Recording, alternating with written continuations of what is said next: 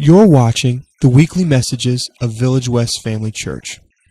If you enjoy this, please consider joining our weekly gatherings. We meet Sunday mornings at 10:30. We'd love to have you so that you can belong, believe, and become at Village West Family Church. Now, I know some of you are looking at that word and you're thinking, man, this guy is really dumb. That's not how you spell raise. That's not how you spell raise. Is spelled R-A-I-S-E. Pastor, what are you doing? Well, it is an actual word. R-A-Z-E is an actual word, and it is pronounced raise. And the definition of that word means to tear down or utterly destroy.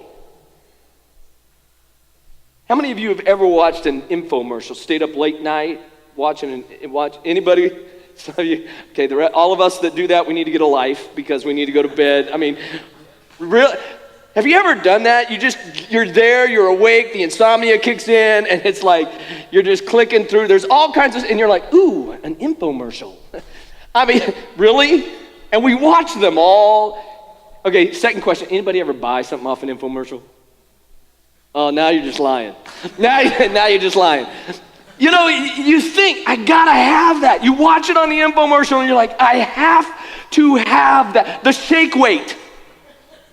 You know, you gotta have a Snuggie. I know some of you bought Snuggies. I know you have. You know, you buy the Snuggie. Flex Seal, come on, man. Anybody own a can of Flex Seal? You know, you cut a hole in your boat just to make sure it worked, you know? You Flex Sealed that bad boy over. Yeah. OxyClean, you know? Whiter whites. You got to have that, right? And you were like, I've got to have that. It is a must-have. According to these infomercials, these items will have such a positive effect on your life that there is no rational reason that you should not bring them into your home, right? They are sure that you need them. And you know why they're sure? Because they will, for the next 24 hours, they will double the offer. They're sure that you need these items. But how many people have actually paid the price and after a few uses realized that having stronger arms, being warm, sealing the leaks in their house, and having bright whites wasn't all that there was to life and didn't quite measure up. But they were must-haves, right? See, we look for those must-haves in our lives. We look for those things that are like, this is the silver bullet. This is the thing that's going to change my life so drastically that I have to have this thing in my life. They meet the perceived need. But again, God is so far ahead of all of that when he expressed, this is how you handle all of the biggest needs and and he also supplied some of the must-haves. Let's go to James chapter 4, verse 7. James chapter 4, verse 7.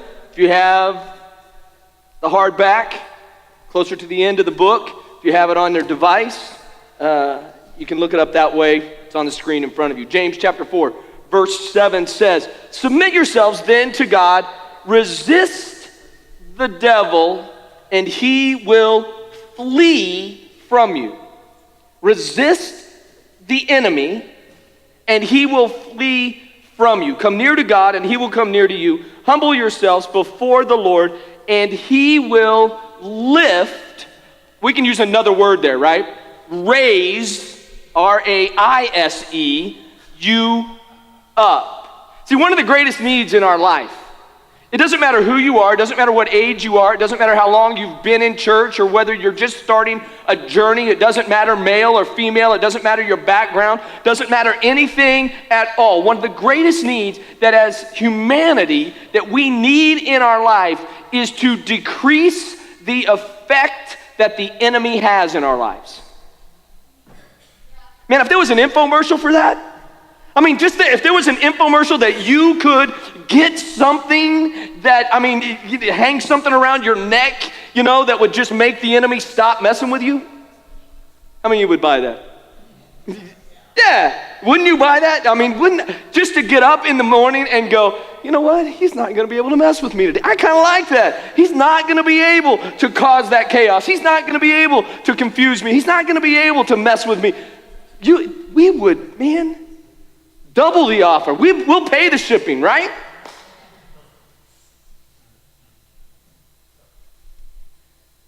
Isn't that what Jesus just said? Isn't that what through James? Resist the devil and he will flee from you. So he already gave us the idea. And listen, resisting is not running and hiding. Let me just clear this up real quick. Resisting is not running away screaming that, or crying all the time. Oh, the enemy, he just picks on me all the time. That's not resisting. That is not resistance. We need to do more than wish and want for him to go away. There are some action steps that we need to do in order to resist, in order to push back against the enemy and be able to live as God designed and live as God intended us to live. So again, we come back to this title, raze, R-A-Z-E, to tear down and to destroy. And according to James, we have the ability, you have the ability. Look at somebody and go, you have the ability. You have the ability. So listen, you've been told you're able to do this, right? You have the ability to tear down, to destroy, to diminish the effect of evil that comes into our lives on a daily basis. See, you may have got up this week sometime and thought, man, I got to deal the cards I'm dealt. I got to put up with whatever the enemy brings into my life. I just got to go. I just got to survive. That is not true. That's not true. You and I have the ability to push back against it, to diminish the effect that evil has in your life. What you raise, R-A-I-S-E, what you build up, what you establish in your life has the potential to raise, R-A-Z-E, to tear down and to destroy the effect of the enemy. And then according to James, what that allows God to do is raise, R-A-I-S-E, you up, put you at a place where you are able to operate as he designed you to operate. Let me do that again. What you raise or establish in your life has the potential to raise, to tear down and destroy the effect of the enemy and allow God to put you in a position where he raises you up to fulfill your potential. Meaning that the Bible describes some things that we are to build, to raise up in our lives, and by faithfully doing them, we lessen the effect and the access that the enemy has.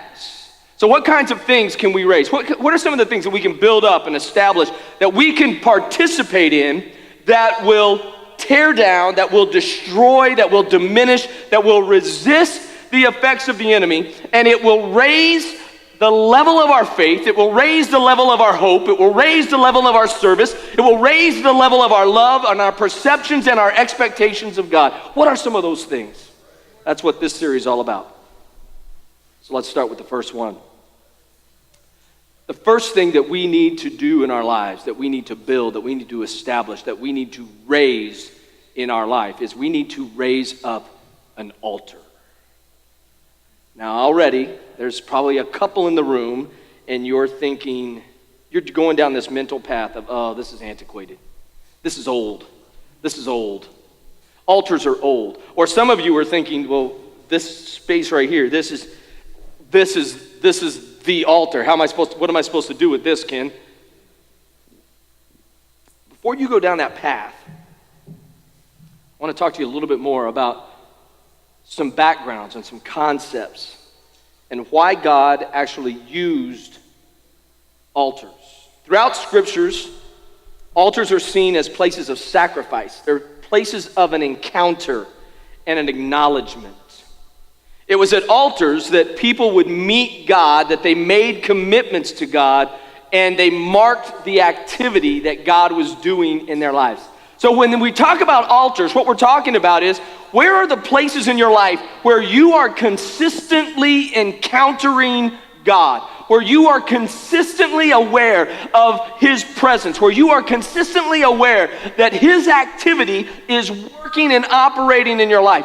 Where are the places in your life where you are making commitments to God? Not just, God, I need you to do something for me, but we're making commitments that say, God, this is how I'm going to live. This is what I'm going to do. This is where I'm going to be. This is what I'm going. All of those questions become commitments to him. And where is the place where you are marking the activity of God in your life, where you are saying, God did this on this day. God did this.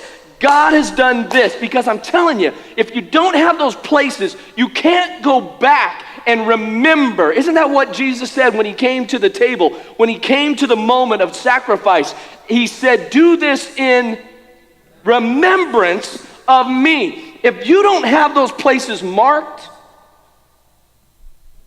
how will you go back? If you don't have those places marked, Mom and Dad, how will the next generation ever know? See, there was a time in Israel's history, the Bible talks about it, that there was a time where they knew not God nor the things of God. Now you think that is not impossible. We've got Bible apps, we've got music, we've got the Bible. There is no way that we could ever come to a place in time where there would be a generation that does not know God. You're fooling yourself. You're kidding yourself. Just because we have the technology doesn't mean that we are transferring the knowledge. Altars were what God used. I'll talk about it here in just a minute. Altars are where the fire falls and the miraculous happens. Altars cannot become places where men climb steps onto platforms rather than places where we learn to walk in the steps of God.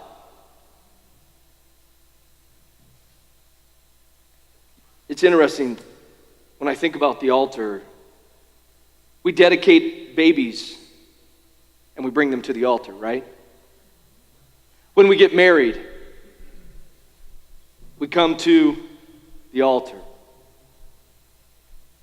When someone dies, we put their casket in the altar.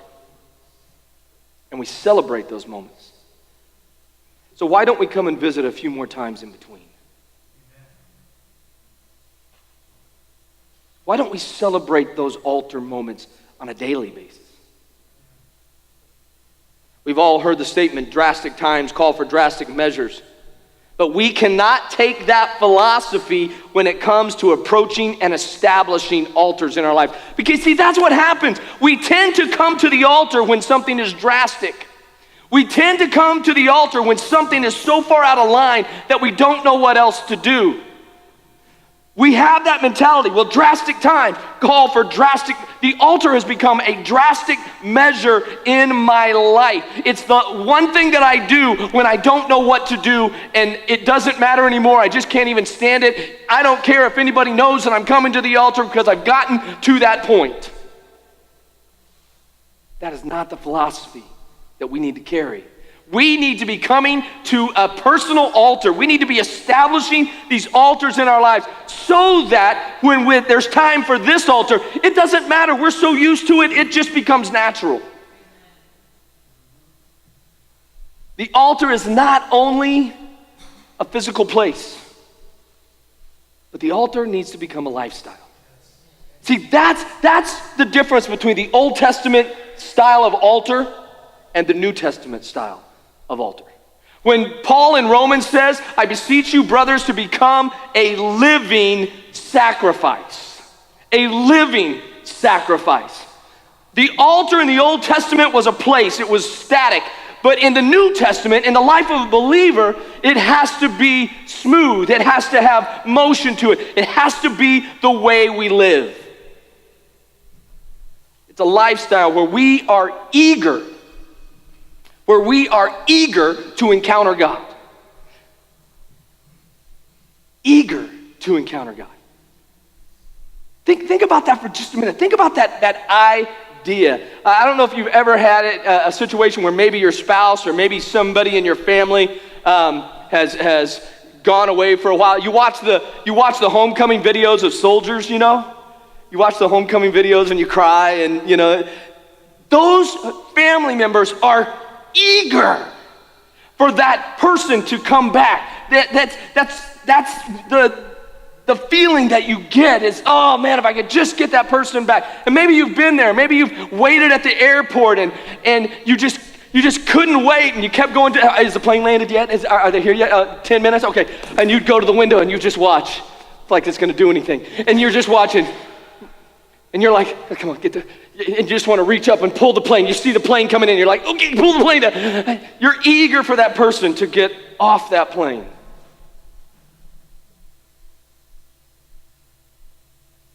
Are you eager for an encounter with God? To where you get up in the morning and it's like, I can do nothing else. I can do nothing else but pull him into my life. That's an altar. That's an altar. See, and when we set those places where we're so eager to have God in our lives, guess what's going to happen? The enemy, that's a resistance against the enemy. The enemy doesn't want to be anywhere that Jesus is. He doesn't want to be in the same room with God at all. And so if you have God there, guess what? He's not going to come in. So what is this altar? It's a place of encounter. It's a place that moves the gears of transformation. You know, sometimes we get stuck. You know that? I get stuck. I get stuck doing this Christian thing. I'm the only one. Okay, good. Well, let you in on a little secret. I get stuck. You're doing the same thing over and over again, and you're like, man, I'm not really growing. I'm not really changing. Guess what? The altar is a place that turns the gears of transformation. It puts me in a place where God can work on me. It puts me in a place where I'm like the Tin Man on Wizard of Oz, where I'm stuck and I need someone to take that little oil can and go, and just get things moving again. That's the altar in my life. It moves the gears of transformation. It's a place of interruption. It's a place of interruption where God takes the brokenness of my life and turns it into a blessing. So the altar is a place of encounter. Let me read to you a story real quick out of Genesis and to kind of set this whole thing up. Genesis chapter 35, verse 1. Then God said to Jacob, go up to Bethel and settle there, and settle there, and settle there. I want you to understand that. You got to settle in this place, okay? This cannot be something that you do this week and then, well, I'll do it in a month or I'll do it in a year. You got to settle here, okay? And build an altar there to God who appeared to you. I want you to watch what happens in these altar places, okay? God appeared to you when you were fleeing from your brother Esau. So Jacob said to his household, to all who were with him, get rid of the foreign gods that you have with you and purify yourselves and change your clothes. Then come, let us go to Bethel, and I will build an altar to God who answered me in the day of my distress and who has been with me wherever I have gone. So they gave Jacob all of the foreign gods and all of the rings in their ears, and Jacob buried them under the oak at Shechem. Then they set out. Watch this. They're going to build an altar. They're going to establish an encounter with God. Watch what happens. And the terror of God fell upon all the towns around them, which would be their enemies, so that no one pursued them. Resistance. Jacob and all the people with him came to Luz in the land of Canaan. There he built an altar and he called that place El Bethel, because it was there that God revealed himself to him when he was fleeing from his brother. After Jacob returned from Padan Aram, God appeared to him again and blessed him. God said to him, your name is Jacob, but you will no longer be called Jacob. By the way, Jacob means deceiver. How would you like that for a name? You're born and mom goes, yeah, you're a deceiver. You know. Jacob was his name. God changes it to Israel, Prince of God. So he named him Israel. And God said to him, I am God Almighty. You need to understand, when God makes a declaration, he doesn't make this declaration very many times in the Old Testament. He's making a special declaration at this altar. Be fruitful and increase in number. A nation and a community of nations will come from you, and kings will come from your body. The land I gave to Abraham and Isaac, I give to you. I will give this land to your descendants. Then God went up from him at the place where he had talked with him. Jacob set up a stone pillar at the place where God had talked with him, and he poured out a drink offering on it, and he also poured oil on it. Jacob called the place where God had talked with him Bethel, which means the house of God. God directs Jacob to establish a place where he could encounter God. It would be during these times that God would appear, that God would answer, that God would reveal things about himself, that God would bless, that God would change things, and that God would speak. Now, I don't know about you, but there have been times that I thought, you know what, God, if you would just speak to me. God, why can I not hear you? God, why can I not see you? God, I need you to reveal yourself to me. And you know what, if I would be really honest, you know what the problem was? It wasn't him.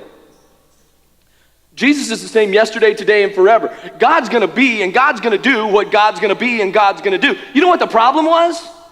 I was not in a place where I could hear. I was not in a place where I would listen to what he would say to me. I was not in a place where I would let him reveal who he was. I was looking everywhere else. You know why? Because I didn't have an altar.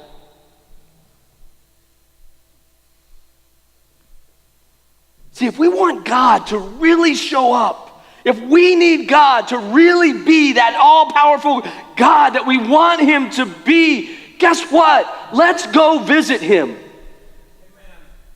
Let's go put our lives in that place. But see, we're like, well, God is everywhere. He just needs to show up in my life when I need him. Yo, garçon. Come on. Isn't that how it works? We need to be in a place. This was not going to be a hit or miss type of encounter. This was meant to be a moment of need space that Jacob was establishing. He was building a residence. He was building Bethel means house of God. This was not a tent. This was not a moment. This was a residence. This was a place that he was going to come back to. He was building an established place for God in his life. So many of us, life gets so busy that God has become relegated to an app. We have an app on our phone for God. Oh, I need something. I got to go find the app. Oh, there it is. God has been relegated to an app. I tap the app when I need service. When I need directions, I go to Maps. When I need answers, I go to Google. When I need medical attention, I go to WebMD. And we tend to do the same with God. In a moment of crisis, in a moment of confusion, in a comment where care, or a moment where care is needed, we tap the app. God, help! I need this. And could you do that in 30 seconds, please? But are we eager to encounter God in every other time? In being in a consistent awareness of his presence, a potential, and his purpose a priority for us. See, Ken, how do I do this? Well, here's how you do this. We establish this altar in the time that we spend and prioritize. Are we daily praying, reading, listening, and worshiping? On a daily basis? Are we faithful to church? Are we faithful to the body? Are we feeding our spirit with godly things more than we are worldly things? Are we placing our lives in places where God can do what he did for Jacob, actually change my identity? Ain't nobody changing me. Nah. I am who I am. No one's going to change me. Not even God. Not even God. See, we've got to put ourselves in places where we allow him to make the necessary changes. Are we satisfied with God-like experiments, or will we establish places of godly encounter? The altar is a place of awe. 1 Chronicles 21, David said to him, being a man by the name of Araunah, David said to him, "Let me have the site of your threshing floor so I can build an altar to the Lord, that the plague on the people may be stopped. Sell it to me at full price." Let me tell you what happened here real quick. Verse 1 of chapter 21 says this, "And Satan enticed David to count the fighting men of Israel." Now, are you thinking what I'm thinking? What's the big deal? To take a census? Really? Is that a problem? Is that a problem? I mean, David, just to count a bunch of men, right? Not anybody have a problem with David counting these guys? You're like, I'm not answering because he's going to trick me. You're right. God had a problem with it. You know why? Because that was David putting his trust in his own authority, in his own kingship, in his own ability to lead, in his own ability to fight and battle. And God said, "David, you sinned. You sinned. So here's the deal, David. I'm going to give you 3 choices. Just check this out. Just check this out. Think about this in your own life. You make a mistake, the sin comes into your life. God says, you're going to get 3 choices. Here they are. Choice number 1, famine for 3 years. No food in your house for 3 years. Choice number 2, every battle that you fight for the next 3 months, you're going to lose. So everything that you deal with, everything, the struggles that you have in your life, you're going to lose them all for the next 3 months. Or a plague for 3 days. A plague is going to hit for 3 days. And David basically said, thanks. I'll choose the plague. It's short. I'll choose the plague. Instantly, 70,000 men in Israel dropped dead. Instantly, 70,000 men dropped dead. And as David is travailing over what's going on, he looks up and he sees an angel of God standing over the threshing floor of Araunah with a sword held out against the city of Jerusalem. And God says, if you will build an altar to me, I'll stop the plague. I'll stop the plague. So David says, I want the threshing floor. I need to buy the threshing floor. I'll pay full price for it. Let's keep going. Araunah said to David, take it. Let my lord the king do whatever pleases him. Look, I'll even give you the oxen for the offering, the threshing sledges for the wood, and the wheat for the grain offering. I will give you all of this. Man, I'll make this easy for you, David. You're the king. I'll give you everything that you need. You can have the place, you can have the wood, you can have the offering, you can have it all. I'll just give it to you for free. But David replied to Araunah, no, I insist on paying full price. I will not take for the Lord what is yours, or sacrifice an offering, watch this, that costs me nothing.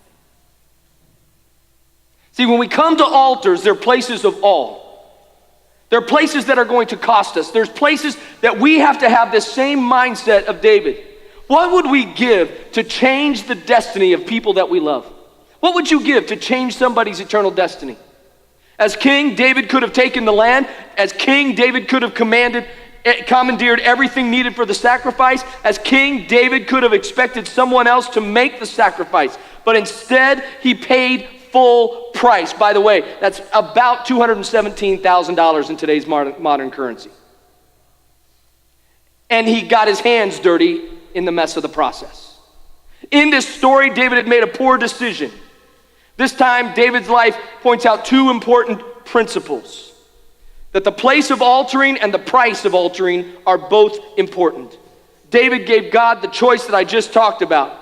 And as the plague is ravaging Jerusalem, God pauses over the threshing floor of Araunah, and David could have built an altar. See, here's the deal. David could have built an altar any place. David could have said, oh, God, okay, I got it. I'm going to build an altar, but I'm going to go to my palace and build an altar. I'm going to go inside my own house. I'm going to go inside where nobody's going to see. I'm going to go inside. I'll be back, God. I'm going to go into my own palace, and I'm going to close the doors, and I'll build an altar there.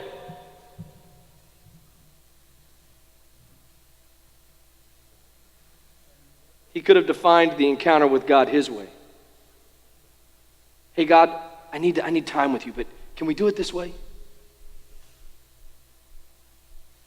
He could have, but instead, the altar was built at the place, at the moment where God was active, and then where the price that God required was established. See, sometimes we have to stop and have encounters with God in the moment.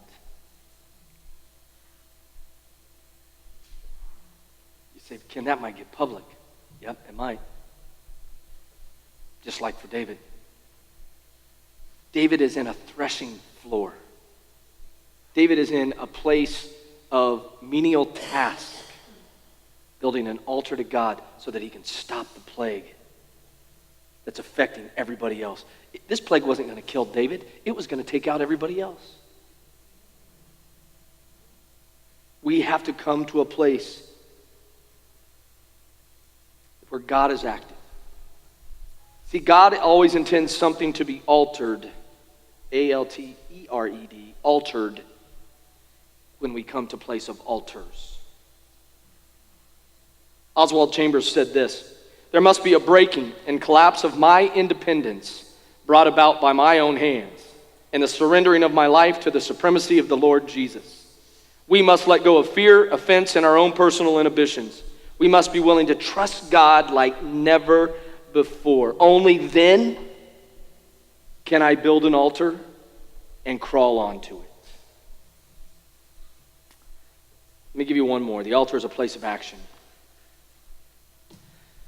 An altar without a sacrifice is simply a piece of wood or a stone without purpose. The altar is not an altar unless there's a sacrifice. James chapter 2 says, don't you remember that our ancestor Abraham is shown to be right by God, with God, by his actions when he offered his son Isaac on the altar? He was shown to be right by his actions at an altar. You see, his faith and his actions worked together. His actions made his faith complete. See, you may have faith. You may have a belief. You may sit here and go, you know what? God is going to take care of this situation. You may wake up every day and say, God, you've got this. God, you've got this. God, you've got this. God, you've got this. What are you doing about it? What action are you taking? What place are you coming to? Are you encountering God or just stating stats about God?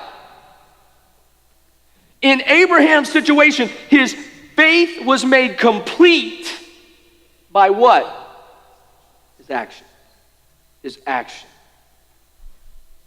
Our encounters with God need to be moved beyond the feel-good moments.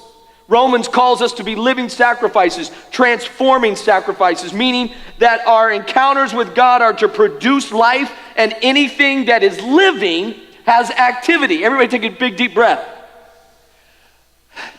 You know what? I just saw all of you move. Every one of you moved. Every one of you. Your head rocked back. There was an activity when you took life in. Something moved. It's the same with our life in God. When there's life in us, when there's activity of God in us, there has to be action from us. Oh, that was a good spot. That was a really good spot. Tim, we're gonna have to rehearse that again, man. So next week you have to give them to him again. He gave you the answer, guys. Come on, man. He gave you the answer. So how do we prepare for an altar moment that will be active? Let's go back to Genesis. Let's go back and talk about this guy Abraham that James brings up. The next morning, Abraham got up early and he saddled his donkey and he took 2 of his servants with him along with his son Isaac. Then he chopped wood. Watch this. Watch this. Then he chopped wood for a fire for a burnt offering. And he set out for the place God had told him about. On the 3rd day of their journey, Abraham looked up and he saw the place in the distance. Stay here with the donkey, Abraham told the servants. The boy and I will travel a little farther. We will worship there, and then we will come right back. we will worship, and we will come back. So Abraham placed the wood for the burnt offering on Isaac's shoulders when he himself carried the fire and the knife.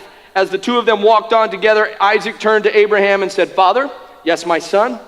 "We have the fire, we have the wood." The boy said, "But where is the sheep for the burnt offering?" "God will provide a sheep for the burnt offering, my son," Abraham answered. And they both walked on together. Abraham, in the toughest moment of his life. I don't know that I could do this, man. I don't know that I could do this. I don't know that I could take either one of my boys. And if God asked me to take their life for his purpose, I don't know. I just don't know. It's the toughest moment of Abraham's life and calling. But watch what he does. He prepares for completion. In the toughest moment of his existence, he prepares to complete the task. Abraham took the fire. He didn't leave it up to chance. He didn't say, "Okay, God, okay, well, yeah, we'll try this. Okay, yeah, come on, Isaac, let's go. Well, maybe God, I'll have to cut down a tree when I get there, I guess. Got a lighter in my pocket now. Well, we'll start fire the old-fashioned way, and no, he prepared. Abraham took the fire, which is a tool used to purify and to consume. Abraham took the knife, which is a tool used to pierce and divide and to cut away.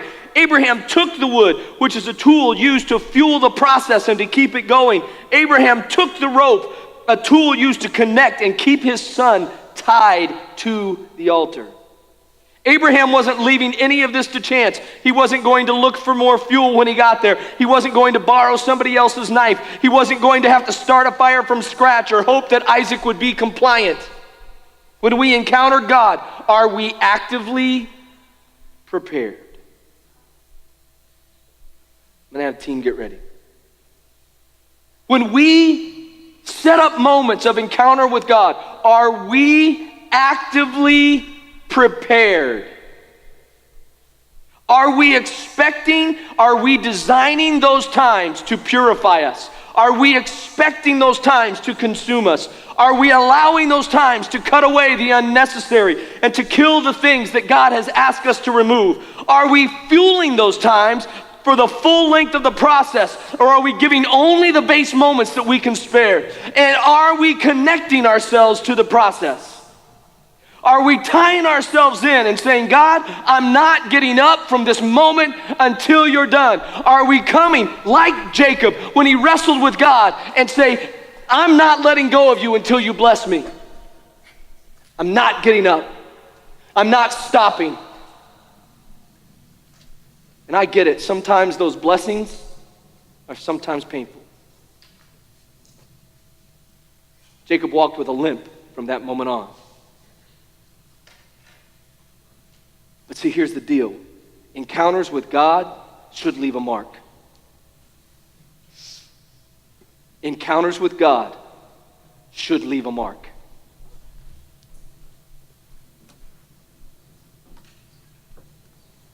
The issue with living sacrifices is sometimes we get up and get off the altar. We have a tendency to walk away before God is done with us. But the proper action is like Abraham's. I'm going to go into this process prepared, and watch this. And we are going to worship, and we are going to come back different. Oh, you're not catching this. We are going to go worship. We are going to go encounter God. And no matter what the outcome is, we're going to come back different. No matter what that looks like, no matter how difficult that may be, no matter if God provides something else, or no matter if I have to go through with what God has asked me to do, we're going to go, we're going to encounter God, and we're going to come back different. That is how you resist the enemy. That is how you raze, R-A-Z-E, the effects of evil in your life. That's how you keep the devil outside of the house of God, which is you. You are the temple of God. You are the temple that God establishes. And how you keep him out is you set up these encounters. You set up these places where God is established in your life, and you take action on those. You give all you got. You put it all into the middle, and you watch what God does, and you determine, I'm going to go, I'm going to encounter, I'm going to be with him, and I'm coming back. Different.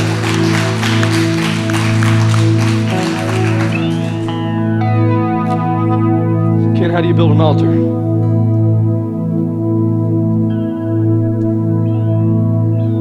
In the Old Testament, it took stones. Exodus 20:25. If you make an altar of stones for me, do not build it with dressed stones, for if you defile it if you use a tool on it. Here's what that means. See, here's what we want to do. We take the hard things in our life.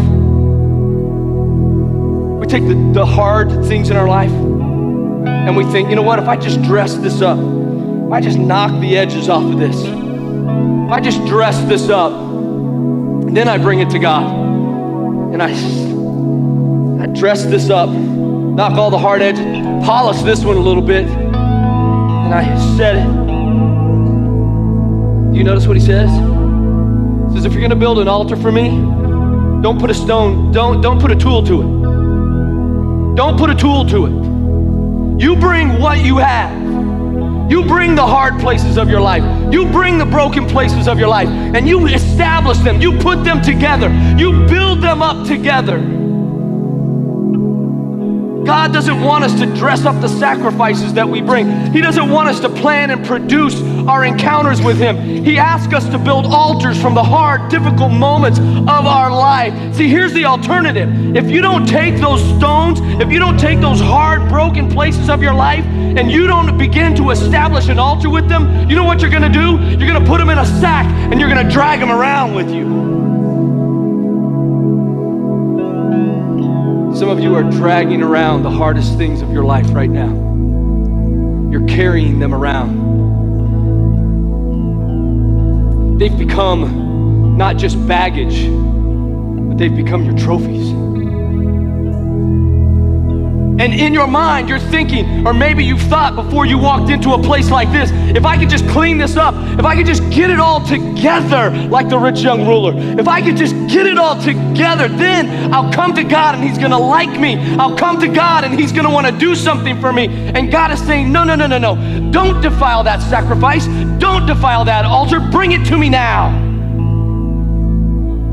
Bring it to me just the way you are.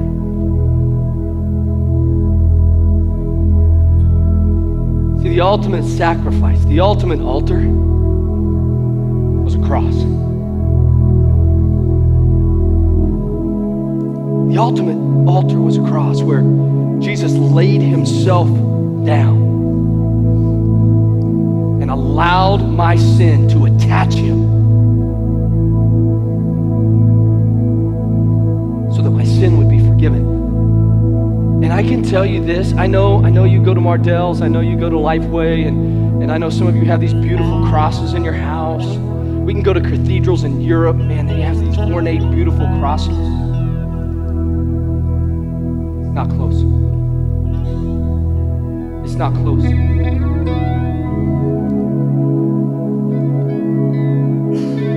There wasn't an ounce of sandpaper taken to either one of those timbers.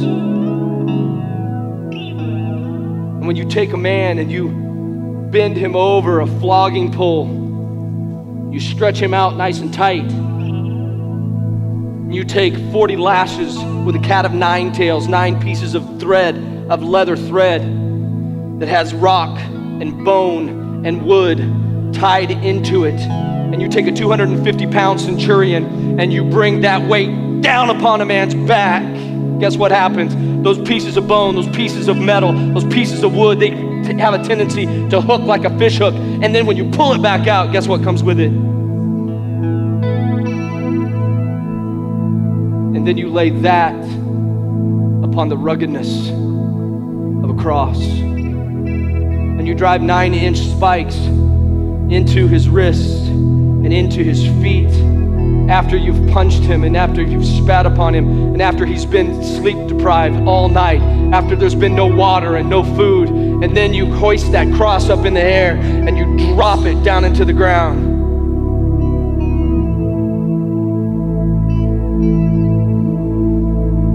That's an altar. That's an altar. See, Jesus made an altar for the world.